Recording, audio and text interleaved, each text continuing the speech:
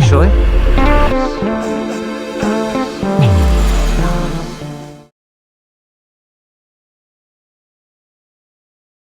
G'day folks, welcome back to MC News. My name's Wayne. We are out and about today on the new Triumph Tiger 900 GT Pro. Now I need to profess that I have a little bit of a bias towards Tigers and Triumphs and all things triple. As most of you will know, I have an 800 Tiger 2013 model with coming up to almost 300,000 K. So I love this sort of middleweight Tiger platform.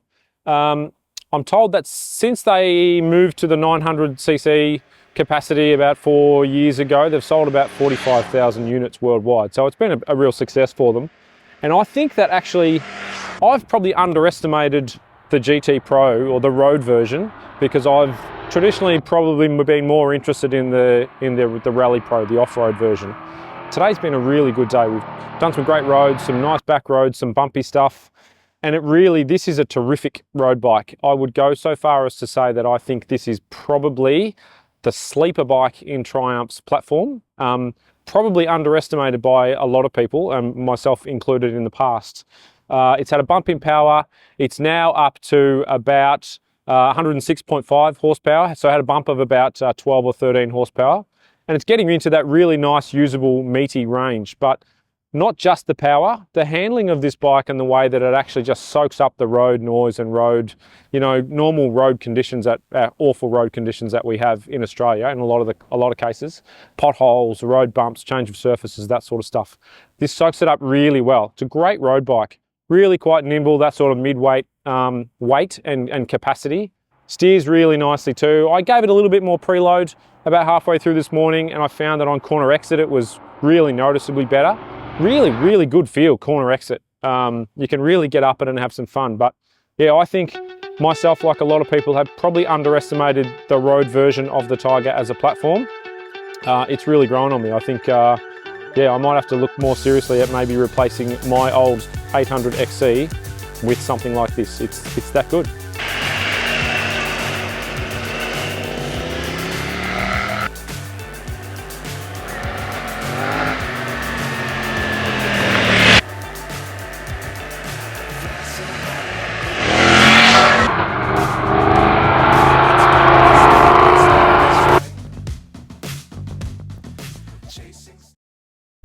Alright folks, here we are. We are now a week and a bit after the on-road launch component of the Triumph Tiger 900 GT Pro here in Australia.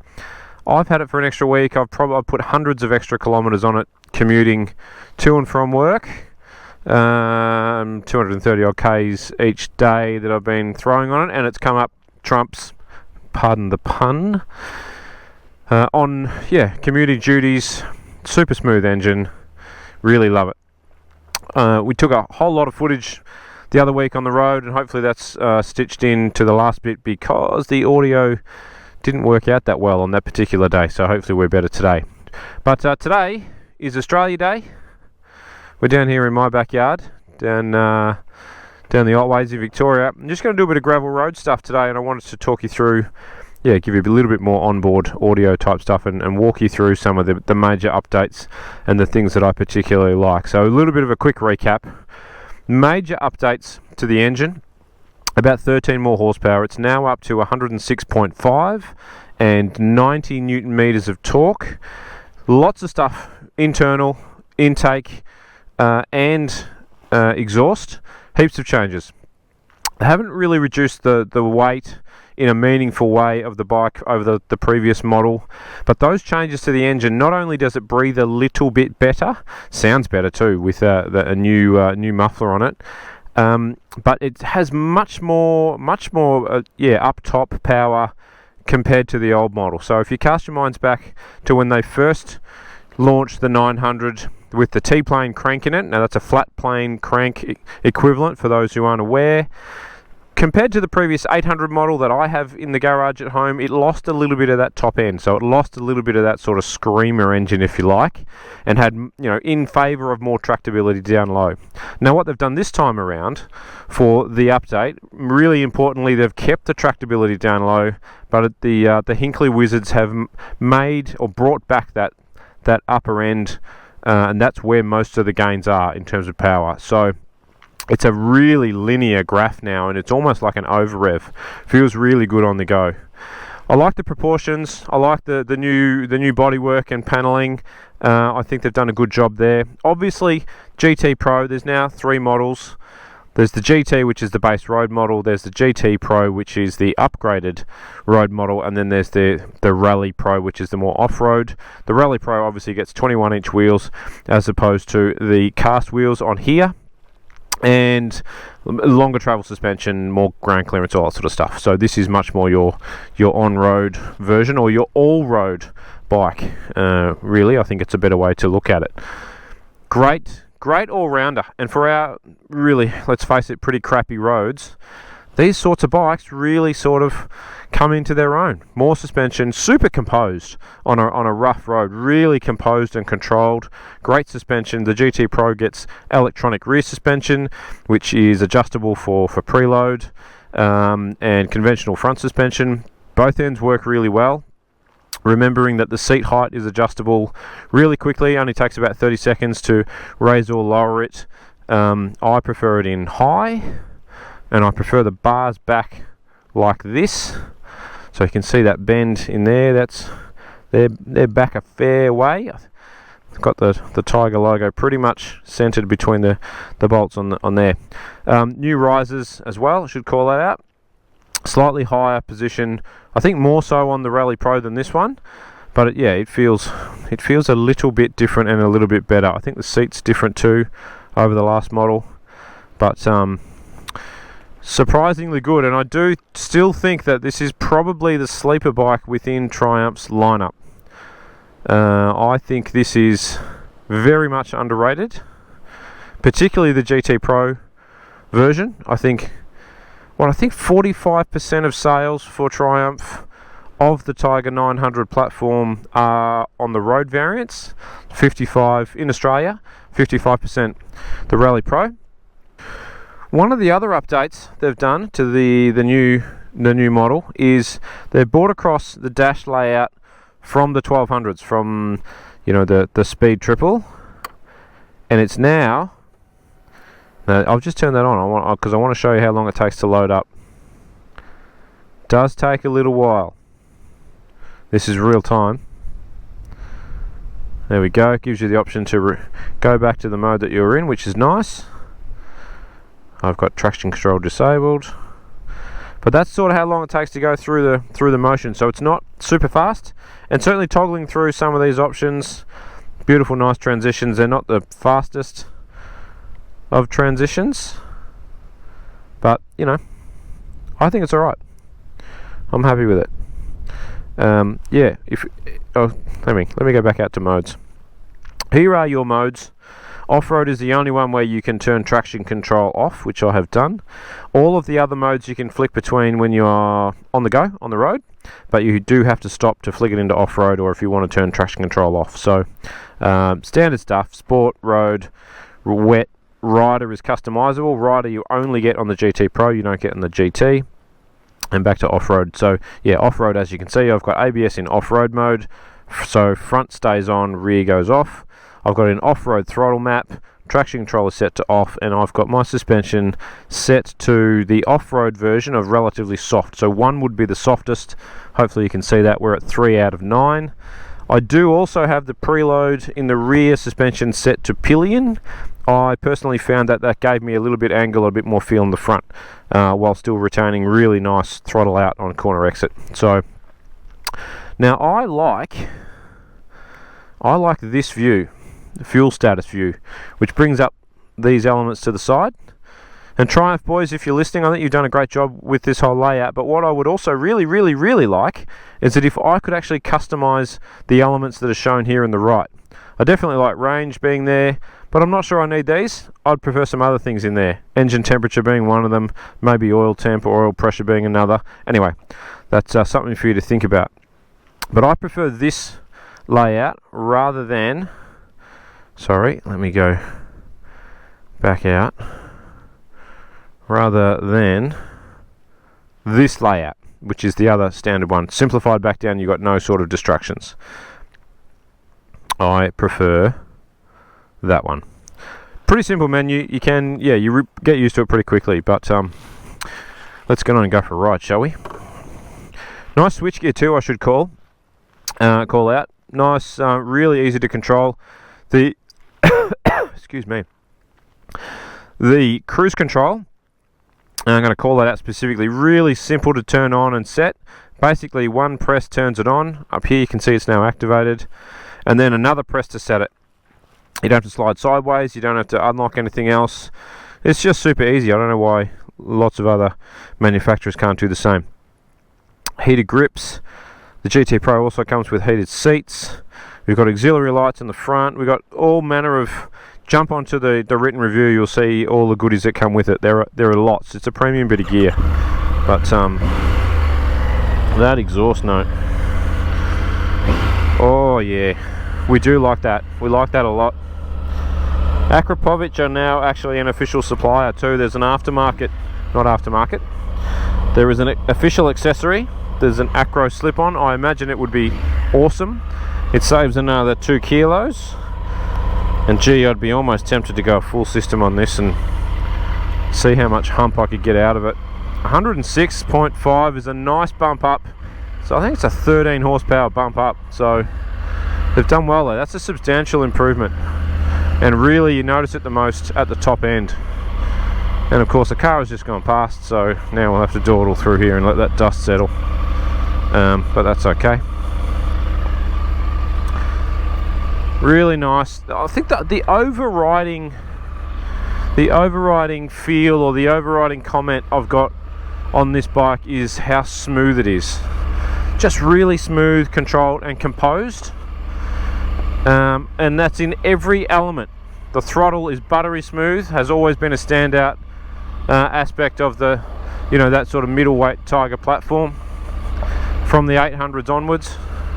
Gearbox at quick shifter is beautiful. I pretty much only give it a bit of clutch in between first and second, and the suspension is a delight.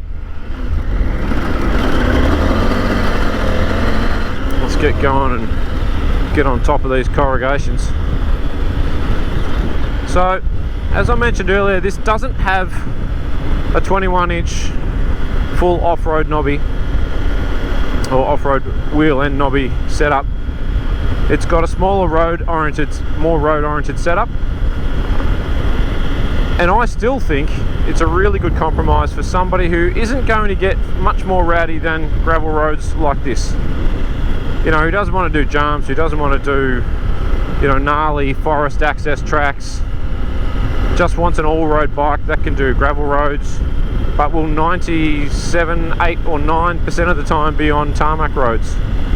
When arguably this is more than capable of that, and for the time when you're on tarmac, a smaller wheel size is easier, sharper, more agile than the larger 21. So it's going to be better on road. Something for folks to consider. Now I'm just going to turn down here. We'll scoot on down here. Oh gee, this is chopped up.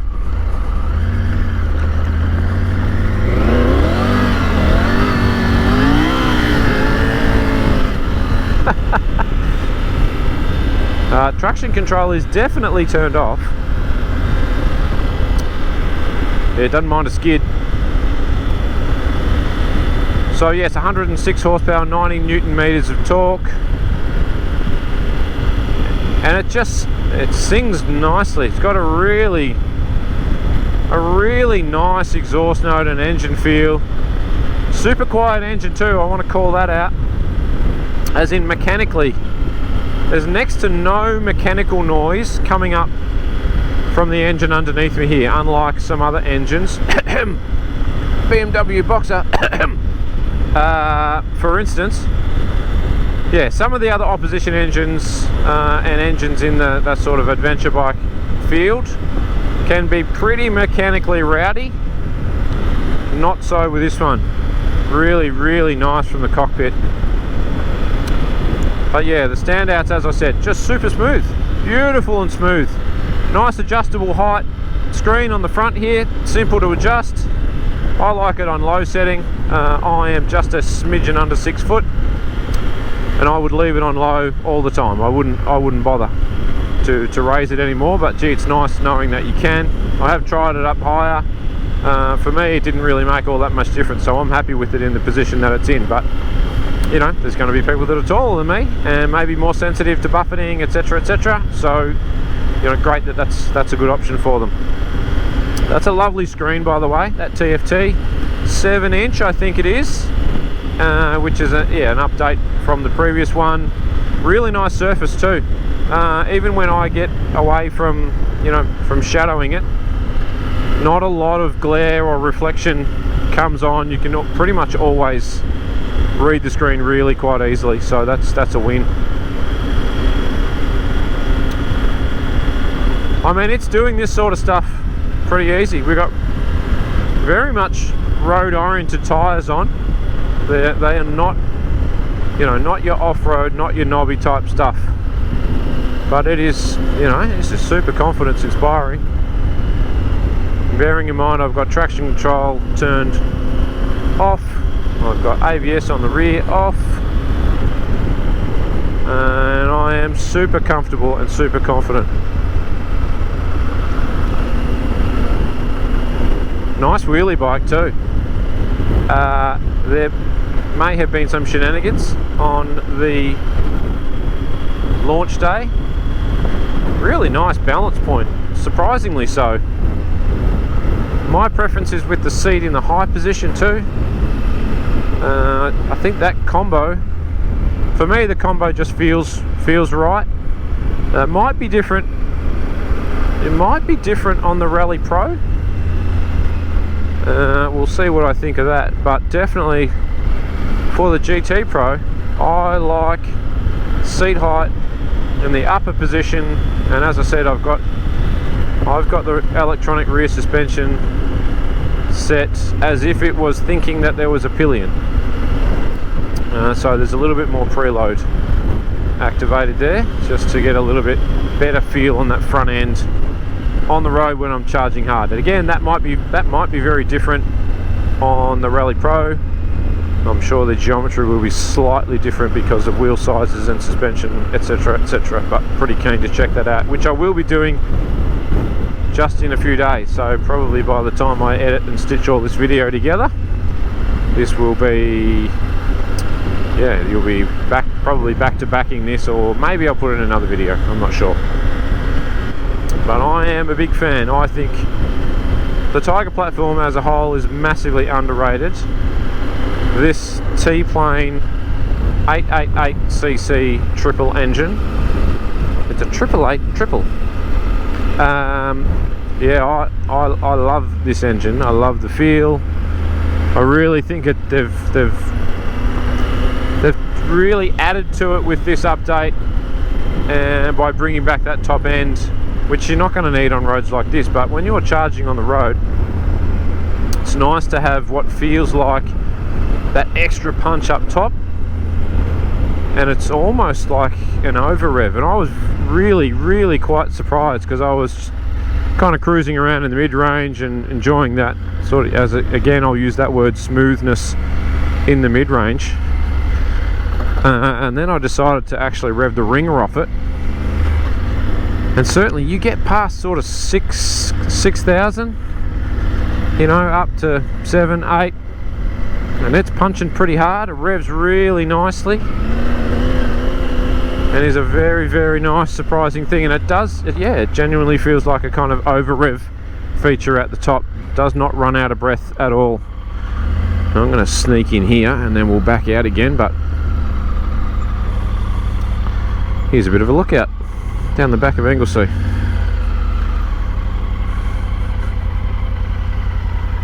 And that is the ocean. Not that little bit in front, the bit out the back. This is Australia on Australia Day. And I will probably see you in the next video when I'm talking more about the Rally Pro. I'm going to be spending 3 days on that. And what I'm going to really be interested in finding out is this, like, this is genuinely This bike is genuinely on my list of potential candidates for my next purchase. And what I will weigh up and I'm really interested in come next week is, am I going to be swayed back to the Rally Pro, or is the probably more sensible option, which is this one, is this going to win me over? I don't know. I genuinely don't know, but I'm absolutely looking forward to putting the Rally Pro through its paces as well. But again, yeah, this has come up really well. I think this is a cracker of an update, and for anybody looking for, you know, a road bike, comfortable road bike, something that can go off-road, do this sort of stuff without even breaking a sweat, genuinely have a look at it. This is a good option, a very, very good option. I might go for it. I might do a bit of soft off-roading. Yeah, I've got an idea. I might go for a track. I'll see you in a bit. Alright, let's go up here. Let's do a little bit of soft roading. So this is down the back of Aries Inlet.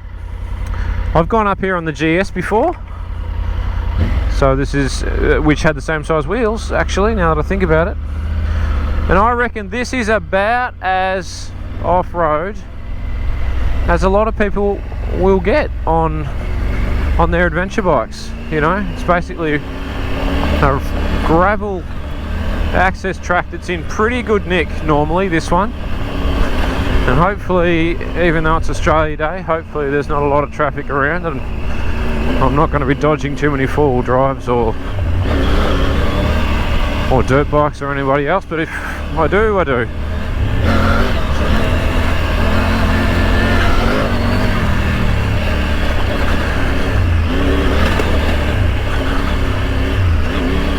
Oh wow, that's far more composed than I expected it to be actually.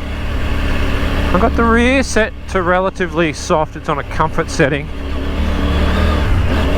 It's got a little bit more preload than standard because I'm running the pillion settings still. I've dialed up a little bit of damping in the front and it's definitely better for it than on the standard soft sort of comfort setting. Really tracking nicely over those little wheelies, and I find on the road it does very well. Gives me a lot better feel, sort of coming into corners and mid corner.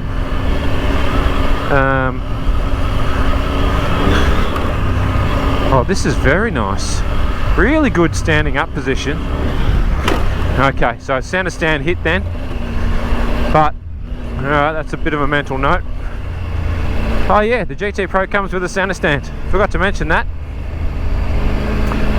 Center stands aren't really my thing, so I would definitely be taking it off.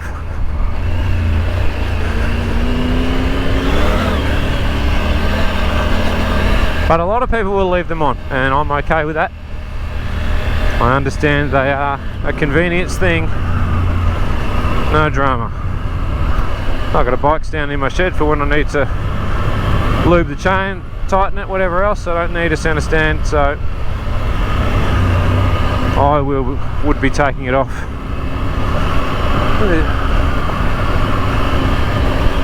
This is tracking along really, really nicely.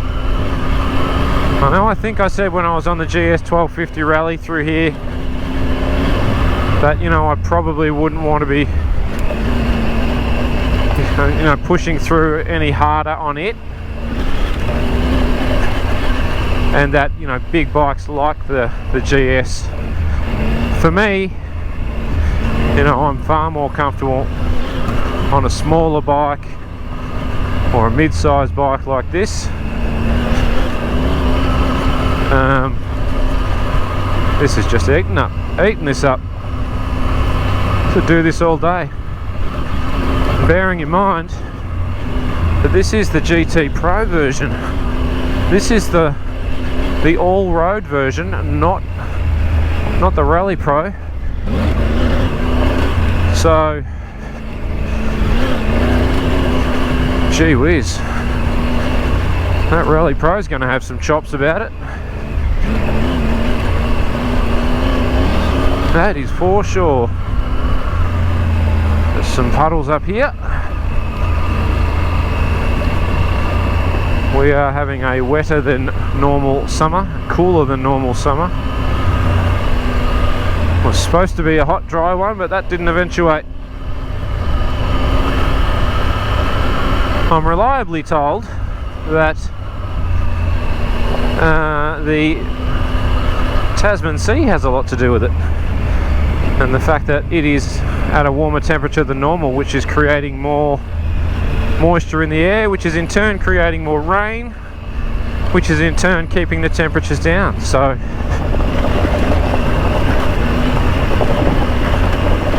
just stopped a minute, stopped talking there and concentrated because of those rocks back there, but that was fine, not a problem at all.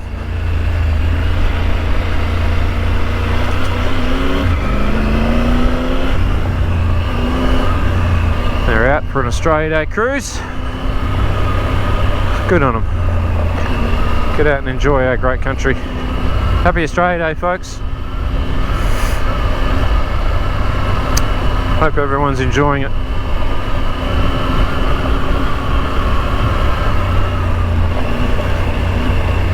So there you go. If this sort of thing is about as rough and ready as you're likely to get, then hopefully I'm just showing you here that this just laps this up, flows along very nicely, really quite a nice standing position too. Something that I raved about on the Tiger 1200 on its latest or most recent update was the standing position. I'll tell you what, the 900's not far behind it.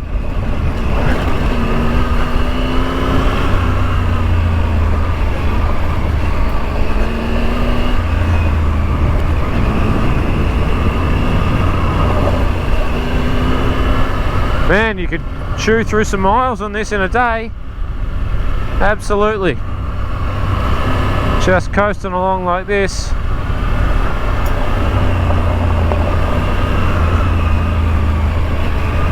Should talk about the brakes a little bit too, actually. That's probably one thing I haven't mentioned. Tremendous stoppers. Literally one finger job on that front brake. Part of the reason I actually dialed up a little bit more damping in the front was to try and dial out a bit of front end dive on the road when having a crack. Because when it's set to comfort and you give your little index finger a squeeze on that front Brembo, you'll get a fair bit of dive. So I pretty much got the damping on mid setting and I'm totally happy with it. I'm not sure I would change much else. The off-road mode, I believe, doesn't limit the power. It just changes your throttle map a little bit. I found the sport map on the road just a smidgen too bit sandy there, had to concentrate. And again, yeah, the sport map on the road I found just a little sharper than it needed to be, so I actually prefer the road or the off-road setting.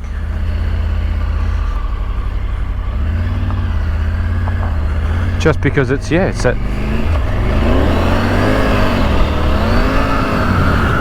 just that little bit smoother, and really I think that's one of the beauties of this bike, is just how smooth it is. So I definitely wouldn't, for me personally, I wouldn't have it in sport mode. I don't think you're not gaining enough, you're not gaining any power. Yeah, you're gaining a little bit of throttle urgency, but I don't think it's needed. quite like the buttery goodness that is that Tiger throttle. Really nice engine. One of my favourites. Alright folks, we might leave it there today. That was definitely worth doing, that little bit. This highlights just how capable even these, you know, cast wheel, slightly smaller wheeled size versions are in, you know, in loose gravel, off-road, potholes. I wouldn't mind some knobbies about now in this really loose gravel and the sandy stuff. I might just, we'll get off and we'll have a look at these tyres, because they're definitely not your knobby.